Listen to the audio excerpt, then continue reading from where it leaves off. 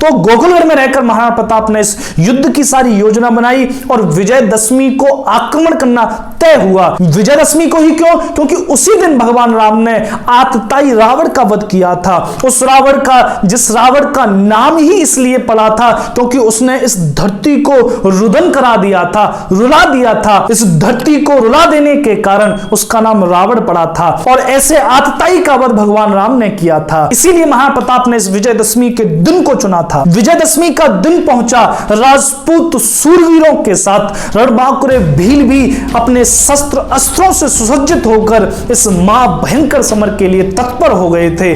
सभी ने उस दिन अपना अंतिम भोजन किया, अपने घोड़ों को अंतिम चारा पानी दिया। राजपूतों ने केसरिया बांधकर अपने शस्त्र अस्त्रों का पूजन किया और भीलों ने अपने कुल देवी देवताओं का उस दिन आवाहन किया। महाराणा प्रताप ने भी उस दिन निकलने से पहले उड़ेश्वर महादेव मंदिर में जाकर पूजन किया था। महादेव की भस्म लेकर उसका त्रिपुंड लगाया था। अपनी तलवारों पर अपने अंगूठे से रक्त लेकर उस पर स्वस्तिक का चिन्ह बनाकर महादेव का पूजन किया था। महादेव का अभिषेक पूजन करके महाराणा भी युद्ध के लिए तत्पर हो गए थे। तब महाराणा प्रताप ने छापली की एक आड़ा मथारा पहाड़ी पर खड़े होकर अपने सूरवीर योद्धाओं को युद्ध पूर्व अंतिम उद्बोधन दिया था। उस दिन महाराणा उस पहाड़ी पर खड़े होकर गरज रहे थे और उनकी गरज से उस दिन वो पूरी घाटी गूंज रही थी। सभी सैनिक वीर महाराणा प्रताप को सुन रहे थे। महाराणा प्रताप बड़े ही वीर रस से ओतप्रोत अपने सूरवीर सैनिकों को,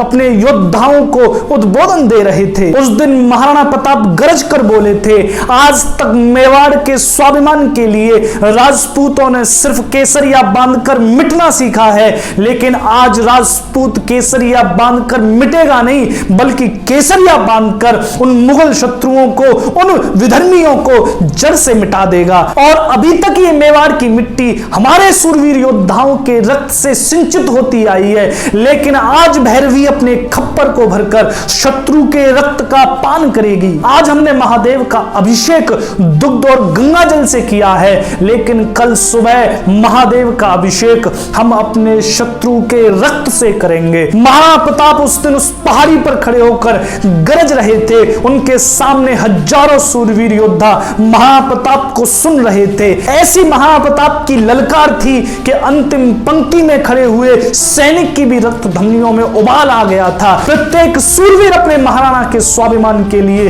जूझ जाना चाहता था। महाराणा के साथ सभी सूरवीर योद्धा तैयार हुए। महाराणा प्रताप ने अपनी सेना को दो भागों में विभक्त किया। एक भाग के तो खुद उन्होंने मोर्चा संभाला और एक सैनिक टुकड़ी का उन्होंने मोर्चा कुंवर अमर सिंह को दिया, जो उनके सबसे बड़े पुत्र थे। तो दो भागों में विभक्त करके कुंवर अमर सिंह को आक्रमण करना था उत्तर की तरफ से और महाराणा प्रताप को आक्रमण करना था दक्षिण की तरफ से। महाराणा प्रताप एक ही बार में मुगलों के गढ़ बन चुके इस दिवेर को पीस देना चाहते थे। तो महाराणा प्रताप ने अपनी सेना को दो भागों में विभक्त किया। अब योजना क्या थी? योजना वही थी जो हल्दी घाटी में मानसिंह ने महाराणा प्रताप के साथ किया था। मानसिंह उकसाकर राजपूतों को उनके सुरक्षित मोर्चे से बाहर ले आया था और इसी कारण उस हल्दी घाटी का जो परिणाम महाराणा चाहते थे वो नहीं मिला। यही महाराणा प्रताप अब इस दिवेर युद्ध में करने वाले थे। उनकी योजना क्या थी कि पहले वो अपनी सेना को लेकर आगे बढ़ेंगे। जब सुल्तान खां महाराणा को देख लेगा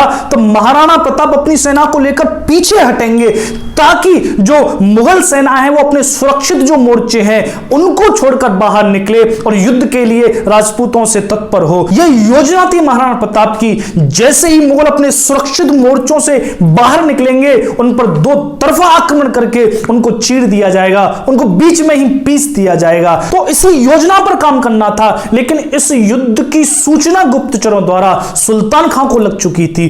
सुल्तान खां भी एक अद्भुत सेनापति था। उसने अपने 14 थानों की सेना वहां पर बुला रखी थी। एक विशाल मुगल सेना उसके पास थी। उसने अपनी सारी सेना को मोर्चाबंदी करने का, शस्त्र अस्त्रों से सुसज्जित होने का आदेश दे दिया और पूरी सेना सुल्तान खां के साथ बिल्कुल तत्पर थी। किसी भी आक्रमण को झेलने के लिए, किसी भी युद्ध को करने के लिए। लेकिन जब सेना रात भर खड़ी रही और पूरी रात कोई भी राजपूतों का आक्रमण नहीं हुआ, ये सैनिक भी खींच गए कि आक्रमण क्यों नहीं हो रहा, रात में आक्रमण होना चाहिए, लेकिन उस रात कोई भी आक्रमण नहीं हुआ। ये खींच रहे थे, निरंतर भयभीत भी थे, क्योंकि पता नहीं कब अंधेरे को चीरते हुए राजपूत अपने घोड़ों पर टूट पड़ेंगे, कब अंधेरे को चीरते हुए भीलों के तीर आते होंगे। ये निरंतर भयभीत थे, लेकिन राजपूतों ने आक्रमण नहीं किया। तब रात्रि के अंतिम प्रहर में महाराणा प्रताप अपनी सेना को लेकर पहुंचे। अंधेरे के धुंधलेपन में सेना दिख रही थी राजपूतों के घोड़ों की टापों की आवाज भी सुनाई दे रही थी। यहां सुल्तान खां के साथ हजारों मुगल सैनिक मोर्चाबंदी किए हुए बिल्कुल तत्पर थे युद्ध के लिए। लेकिन महाराणा को क्या करना था, इनको उकसाकर बाहर निकालना था। इसलिए महाराणा प्रताप अपनी सेना को लेकर आगे गए और जैसे ही युद्ध के लिए तैयार हुए मुगल, वैसे ही महाराणा प्रताप अपनी सेना को लेकर पीछे हट गए। योजना वही थी कि कैसे भी मुगल अपने मोर्चों को छोड़कर बाहर आ जाएं और फिर पूरी शक्ति से उन पर प्रहार किया जाए। तो पहली चोट महाराणा प्रताप को करनी थी, हरावल दस्ते के रूप में महाराणा प्रताप को लड़ना था, और फिर दूसरी चोट में कुंवर अमर सिंह उस दिव्य थाने पर आक्रमण करते। क्योंकि हरावल दस्ता पहली चोट करने वाला दस्ता बड़ा ही प्रमुख होता है। अगर पहली चोट पूरी शक्ति से कर दी जाए तो युद्ध का परिणाम तय कर देती है। यही तो गलती हुई थी हल्दी घाटी में कि राजपूतों ने अति उत्साही आवेग में आकर पहले ही आक्रमण कर दिया था, और यही गलती उस दिवेर में फिर से दोहराई गई। कुंवर अमर सिंह के साथ ये राजपूत अति उत्साह में, अति आवेग में मुगलों को काटने के लिए मचल रहे थे, और इसी आवेग में, इसी उत्साह में उन्होंने उस थाने पर आक्रमण कर दिया। महाराणा प्रताप जैसे ही सेना लेकर पीछे हटे, वैसे कुंवर अमर सिंह के साथ हर हर महादेव जय एकलिंग जी के नारे के साथ ये राजपूत युवा सूरवीर उन मुगलों पर टूट पड़े थे। महाराणा प्रताप ने जैसे ही हर हर महादेव जय एकलिंग जी के नारे सुने, महाराणा प्रताप सन्न रह गए। महाराणा प्रताप समझ गए कि फिर से वही गलती दोहरा दी गई है, फिर से गलती हो गई है। लेकिन अब कौन रुकने वाला था? महाराणा प्रताप ने भी अपने घोड़े को संभाला। पूरी राजपूती सेना महाराणा प्रताप के साथ बड़े ही आवेग उत्साह में मुगलों को काटने के लिए दौड़ पड़ी थी, टूट पड़ी थी मुगलों पर। बड़ा भयंकर युद्ध चल रहा था। महाराणा एक ही बार में घोड़े समेत शत्रुओं को काट रहे थे। राजपूतों की दो धारी तलवार से एक ही बार में दो दो मुगल काटे जा रहे थे। आज राजपूत रोके नहीं रुक रहे थे। आज आवेग उत्साह इतना ज्यादा था, आज ये वीर रस इतना ज्यादा था, बस ये राजपूत उन मुगलों को अपने भालों पर टांग लेना चाहते थे। आज महाराणा प्रताप को भी कोई रोकने वाला नहीं था।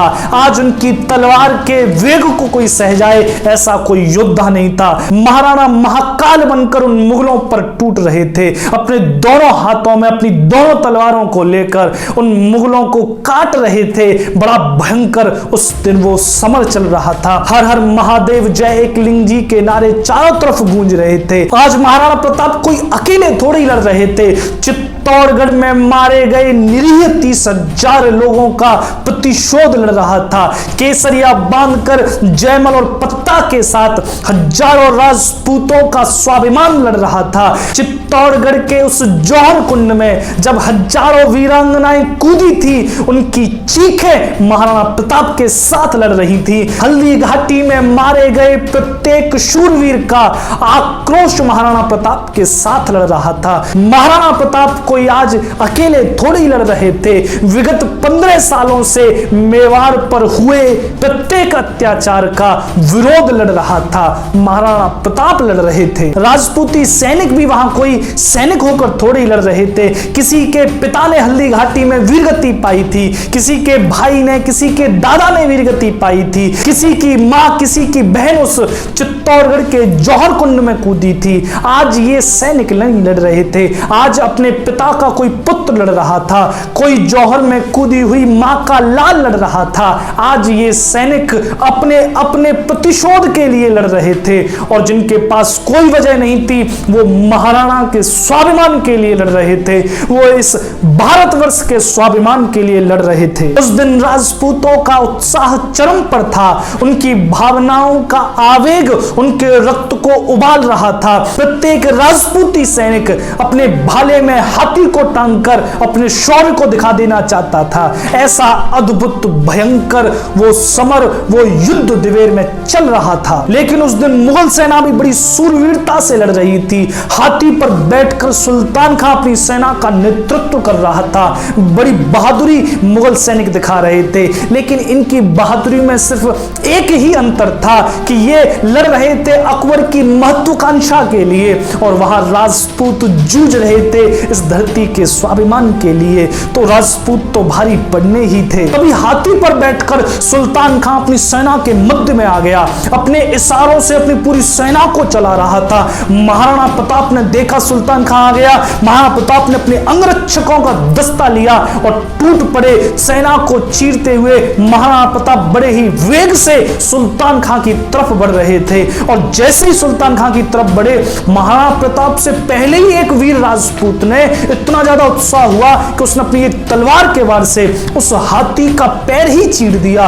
तभी दूसरे राजपूत ने उस हाथी की सूंड ही काट दी। महाराणा प्रताप भी क्रोध में थे, आवेग में थे, 80 किलो का भाला अपना लिया और उस हाथी के मस्तक पर ऐसा प्रहार किया कि उस हाथी का मस्तक महाराणा के एक ही भाले के प्रहार से क्षत विक्षत हो गया। हाथी के मरते ही सुल्तान खां हाथी से कूदकर और तत्क्षण एक घोड़े पर सवार हो गया। अब सुल्तान खां समझ चुका था कि राजपूत भारी पड़ रहे हैं, मुगल सेना कमजोर पड़ रही है। तब उसने क्या किया, उसने भागना शुरू किया अजमेर की तरफ, क्योंकि अजमेर की तरफ मैदान था। अगर मैदान में सुल्तान खां के साथ मुगल सेना पहुंच जाए तो राजपूत वीरों का सामना किया जा सकता है। यही तो हल्दी घाटी में हुआ था, राजपूत लड़ते लड़ते मैदान तक पहुंच गए थे। यही ये सुल्तान खां चाहता था कि कैसे भी राजपूत मैदान तक पहुंच जाए। राजपूत बड़ी ही त्वरा से लड़ रहे थे और जैसे ही सुल्तान खान घोड़े पर बैठकर उत्तर दिशा की तरफ भागा, वहां पर पहले से ही कुंवर अमर सिंह मुगलों को चीर रहे थे। उनके साथ हजारों राजपूत, हजारों भील अपने बाणों से मुगल सेना को क्षत विक्षत कर रहे थे। उस तरफ से जैसे ही सुल्तान खां भागा, कुंवर अमर सिंह की नजर एकदम से पड़ी सुल्तान खां पर। कुंवर अमर सिंह ने भी अपना भाला संभाला, अपनी घोड़े की लगाम पकड़ी और सुल्तान खां को लक्ष्य करके सुल्तान खां की ओर दौड़ पड़े। यहां सुल्तान खां अपने अंगरक्षकों के साथ भाग रहा था, तभी कुंवर अमर सिंह ने अपना भाला संभाला और ऐसी जोर का प्रहार किया कि घोड़े को चीरता हुआ, सुल्तान खां के बख्तर बंद को चीरता हुआ और भाला आर पार हो गया। सुल्तान खां वही मृत्यु को प्राप्त होकर वहीं गिर पड़ा।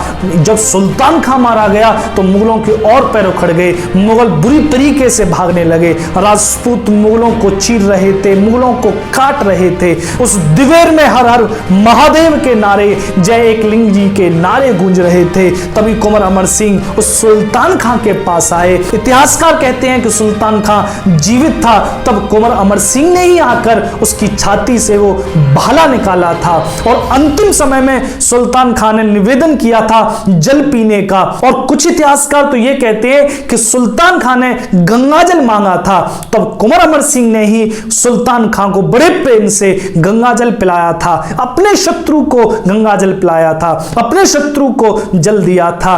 तब कुंवर अमर सिंह का एक नाम पड़ा था चक्रवीर। चक्रवीर क्यों पड़ा था? क्योंकि जो घोड़े समेत शत्रु को भाले पर टांग ले जाए वो चक्रवीर कुंवर अमर सिंह थे। और दूसरी कहावत भी तब मेवाड़ में चली कि कुंवर अमर सिंह एक ऐसे योद्धा हैं जो अपने शत्रु को भी प्यासा नहीं मरने देते, शत्रु को भी जल अर्पण करते हैं। तो ऐसा शौर्य उस दिन उस मेवाड़ में, उस दिवेर में घटा, बड़ा अद्भुत शौर्य था। उस दिन 36,000 मुगल सैनिकों ने राजपूतों के सामने अपने शस्त्र रखकर आत्मसमर्पण किया था। बहुत से मुगल भाग गए थे।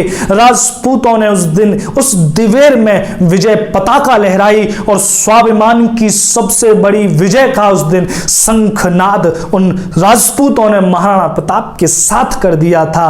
तो ऐसा अद्भुत दिवेर युद्ध लड़ा गया जिसको हमें इतिहास में नहीं पढ़ाया गया। क्योंकि इसमें शौर्य है, इसमें हमने मुगलों पर विजय पाई है। तो हमको कैसे इतिहास में पढ़ाया जाता? हमको तो वो पढ़ाया गया कि हम मुगलों से कैसे हारे, हमको ये नहीं बताया गया कि हमने कैसे मुगलों को चीरा है, हमने कैसे मुगलों को काटा है, तो वो हमें नहीं बताया गया। ये इतना बड़ा पराक्रम और इतना बड़ा शौर्य उस दिवेर में घटा। मैंने जितना हो सकता था इसका वर्णन आपके सामने प्रस्तुत किया। अगर आप एक सच्चे हिंदू हैं, अगर आप चाहते हैं कि हमारे भारतवर्ष का ये गौरवमयी शौर्य हर किसी को पता चले, तो मैं आपसे निवेदन करता हूं कि इस वीडियो को शेयर जरूर करना। सिर्फ देखकर मत निकल जाना, सिर्फ लाइक कर मत निकल जाना। इस वीडियो को इतना शेयर करना कि हमारे भाइयों को यह पता चल सके कि हमारे पूर्वजों ने ऐसा भी शौर्य दिखाया है, ऐसा भी पराक्रम दिखाया है। तो मेरा आप सभी से